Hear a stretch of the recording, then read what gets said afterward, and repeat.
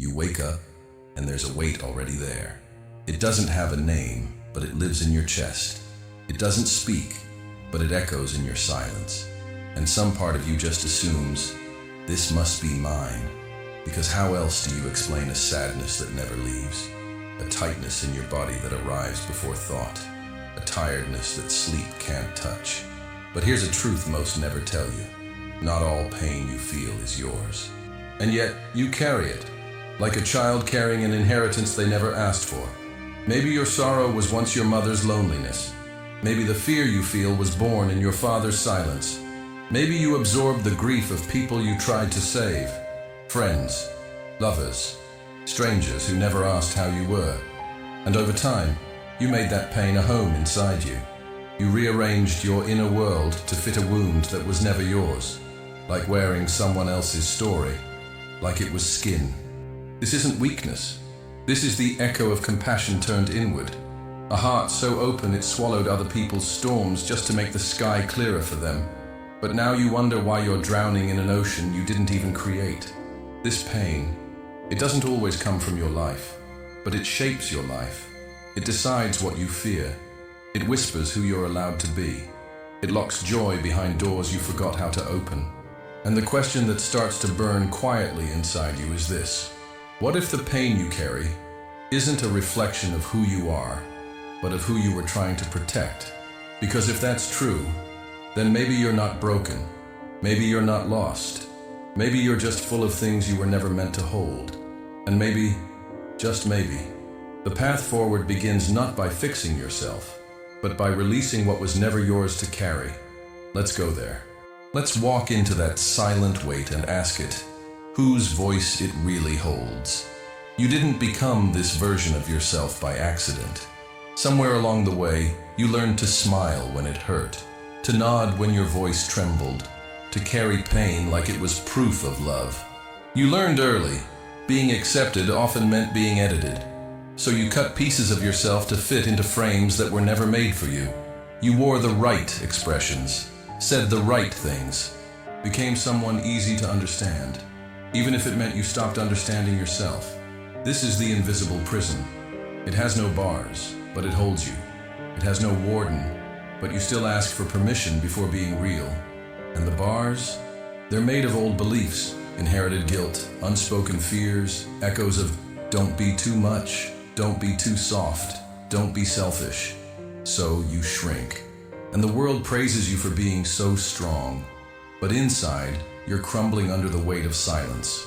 You wear a mask, not for beauty, but for survival, not to deceive, but to belong. And in this silent theater, you perform the role of fine. You say, I'm okay, with a voice that betrays you. You become fluent in the language of suppression, but the body never forgets. It speaks through tension in your chest, through tears that come for no reason, through fatigue that sleep can't fix. Because underneath that polished version of you, there's a voice that was never allowed to speak. A self that was told, again and again, you're too sensitive. You think too much. You have no reason to feel this way. So you questioned your own truth. You started believing the pain was your fault. That if you just healed faster, smiled longer, worked harder, you'd finally feel okay. But what if the pain isn't born from your flaws, but from the pressure to be flawless? What if the wound isn't that you're broken, but that you've spent years hiding the parts of you that didn't feel allowed? You became a mirror, reflecting the expectations of those who needed you to be strong, stable, the one who always listens, but who listened to you, who asked what you needed when you were busy carrying everyone else. This is not just your story.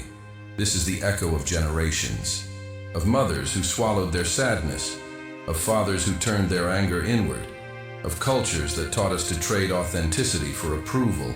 And now you're here, wondering why joy feels so far away, why freedom feels dangerous, why you can't breathe without guilt.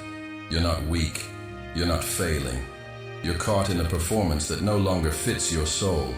And the question is, who would you be if you stopped pretending? If you took off the mask and let the grief spill, even if no one claps, even if no one stays? Because the price of being loved while wearing a mask is never feeling loved at all. There's a version of you underneath it all, a softer self, a quieter truth, a being untouched by the noise of should and must. But that version, it's buried beneath layers of other people's voices. And sometimes, even your own voice sounds like theirs. The journey now is not to build a new self, but to unlearn who you were told to be, to see the glass walls you've lived behind, to recognize the ways you've abandoned yourself to avoid being abandoned by others. This is the real pain, not what they did to you, but what you did to yourself, trying to survive it. But here's the quiet miracle. You can stop. You can stop apologizing for your depth. You can stop carrying emotions that were never yours to hold. You can stop shrinking to make others feel safe. There is no freedom in being perfect, only in being real. And that begins the moment you stop asking the world for permission to be you. So now, I ask you gently, without judgment, without pressure, what parts of you have been waiting just to breathe? Let them speak. Let them shake. Let them be unpolished, unready, unfinished. Because that's where truth lives. What's the pain you've been carrying that was never really yours? Write it down below, as if you're finally being heard. No filters, no pretending, just truth. Pain has many faces, and not all of them scream. Some sit quietly in the corners of your life, watching you pretend you're fine. You don't always cry. Sometimes you just feel absent. Not sad, not broken, just distant from yourself. As if your soul packed its bags one day and never said goodbye. And you call it burnout, anxiety. A bad phase. But deep down, something older is speaking. Something that has lived inside you long before you had words to explain it. This is the kind of pain that doesn't ask permission. It arrives through silence. It grows through repetition. And it molds you in ways you never chose. Maybe you learned to walk on emotional eggshells because someone in your past made love conditional. Maybe you stopped speaking your truth because every time you did, the room got colder. So you adjusted, became the calm one, the strong one, the it's okay one. And with each quiet compromise, you lost a small piece of who you really were. This is not weakness, this is survival. But the cost of survival was forgetting yourself, forgetting how to need, how to want, how to feel without shame or apology. And now when someone asks, what's wrong? You freeze, because you don't know how to explain a pain that has no single origin. It wasn't one moment, it was many. The slow rejection of your emotions, the quiet punishment of being too much, the unspoken rules that made you edit your soul to stay loved. You internalized all of it, and it shaped how you show up in the world. You hesitate before speaking, even when you know you're right. You overthink texts, worried they'll sound too emotional. You hold space for others, but rarely let anyone see your chaos. Because somewhere inside, you believe your pain is a burden. That if you let it spill, people will leave. Or worse, look at you differently. But here's the truth. The pain didn't start with you. It was passed down. Through words, silences, behaviors. Through generations of people who weren't allowed to feel, who had to numb themselves just to keep going. And now, you carry the echo. You're the one who feels it all. Not because you're weak, but because you're the first who dared to stop pretending. You are not the beginning of this suffering, but maybe you are its turning point.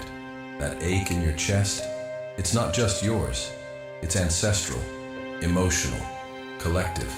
And the fact that you can feel it means you haven't numbed yourself beyond recognition.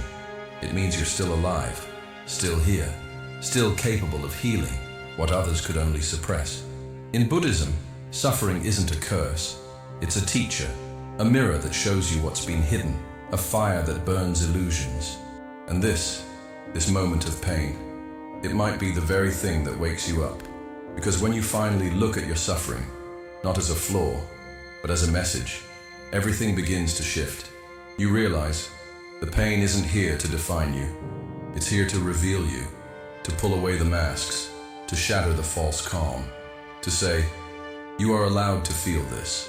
You are allowed to stop holding what was never yours. This is not just healing, this is remembering.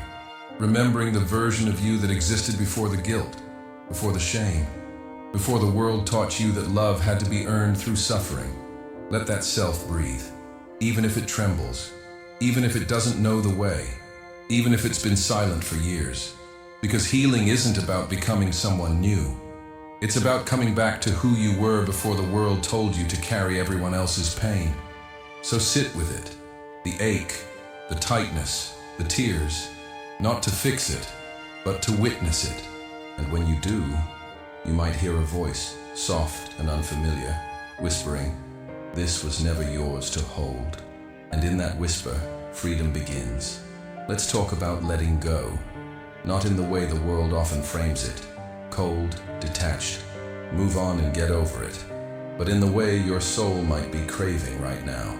A letting go that feels like finally exhaling after holding your breath for years. You see, when you've carried pain that isn't yours, you start believing it is. You mistake the heaviness for identity. You confuse tension with strength. You wear suffering like a second skin, tight, familiar, and strangely comforting, because it gave you a role, a purpose, a story to explain the ache. But there comes a moment, quiet, almost imperceptible, when that pain starts to feel foreign, heavy in a new way, not because it's grown, but because you have. And that's where detachment begins, not as an escape, but as a sacred act of clarity. Imagine this. You're standing at a train station and someone hands you a suitcase. You don't ask what's inside, you just carry it. Day after day, year after year, it becomes part of your shape, your posture, your story. And one day, you finally unzip it.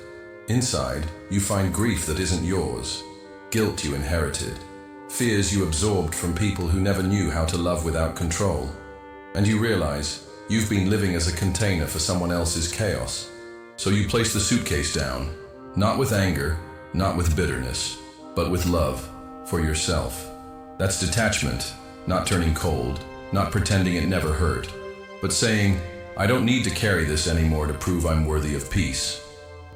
In Buddhism, letting go isn't rejection, it's release, a return to simplicity, to truth, to the self that was buried beneath the stories you were handed. You begin to flow with life instead of bracing against it. You stop over-explaining your feelings. You stop rehearsing who you need to be to feel accepted. And in that softness, something strange happens. You become real. Not polished, not perfect, just real. You start to laugh again, not to hide, but because you're light. You cry without shame, because it's no longer about control, but connection. You say no without guilt. You say yes without fear. And this is freedom, not the loud kind, with fireworks and declarations, but the quiet kind, where your shoulders finally drop, your breath deepens, and your soul says, "Yes, this is who I am without the weight." You walk through the world differently, not because the world has changed, but because you're no longer bending to its distortions. You've stopped trying to be understood. You've stopped hoping someone else will validate your softness, because you've learned that when you no longer fight to be accepted, you naturally attract what sees you, what feels you, what honors your truth without needing to fix or filter it. And that's the paradox, isn't it? The less you try to be loved, the more love becomes possible. The less you grip the roles you were given, the more room you have to become. Letting go doesn't mean forgetting. It means remembering who you were before the pain defined you, before you became a caretaker for wounds that weren't yours, before you confused loyalty with self-abandonment.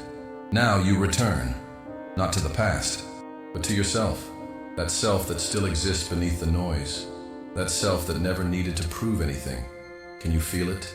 That space opening inside you, that breath that feels different now? It's not emptiness, it's clarity. You're not losing anything that's truly yours. You're releasing what was never meant to stay. And in doing that, you create space. Space for joy, for peace, for relationships that don't demand you to be anything other than whole. So let go. Drop the borrowed grief. Unpack the suitcase. Let it rest where it belongs, in the past, and watch how light you become when you stop confusing burden with belonging. You were never meant to carry it all, only to carry yourself, gently, honestly, fully.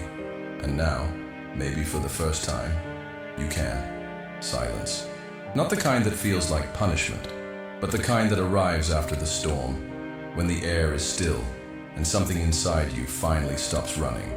This is where healing begins.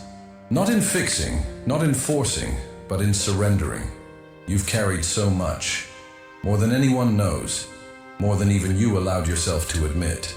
But now, there's no one left to perform for, no one to protect from your truth. Just you, and the quiet that's been waiting to meet you. It doesn't ask questions. It doesn't demand progress. It simply is. And maybe that's what you've needed all along. Not another solution, but permission to be exactly where you are without shame. In Buddhism, this moment is sacred. It's the turning point where resistance fades and presence becomes possible. You stop trying to be more. You stop trying to be less. You stop trying and start being. No longer caught in the loop of, why do I feel this way? You simply sit with the feeling, not to fix it, but to witness it, gently, curiously, with compassion. And in that stillness, a strange truth begins to surface. You never needed to fight your way into healing. You only needed to stop fighting yourself. That aching in your chest? It's not a flaw. It's a signal, a part of you that's still alive, still reaching for light. You are not broken. You are not too much. You are not behind. You are human, and that means you feel. You carry echoes. You remember what others have forgotten. And yes, you've absorbed things that were never yours to begin with. But that doesn't mean you're cursed. It means you're sensitive. And in a world that numbs, that is a radical act of courage. So what now? Now, you breathe. Not as a technique, not as a ritual, just as a return to this body, to this moment, to this quiet truth. You're allowed to be here, just as you are. No mask, no role, no borrowed sadness. Just you, soft, unfolding, enough. And maybe, just maybe, the healing isn't something that happens to you, but something that rises from you when you finally stop resisting your own presence. Like a flower blooming, not because it tried, but because the sun touched it and it remembered what it was made for. This is not the end of your story. It's the beginning of your return. A return to the self you left behind when pain asked you to protect others instead of yourself. A return to breath, to simplicity, to honesty. No more explanations, no more proving, no more holding your own heart at arm's length. You can rest now. You can cry without needing a reason. You can smile without earning it. You can sit in stillness and know this moment is enough. And so are you. So let it all fall. The narratives, the inherited grief, the pressure to be healed before being whole.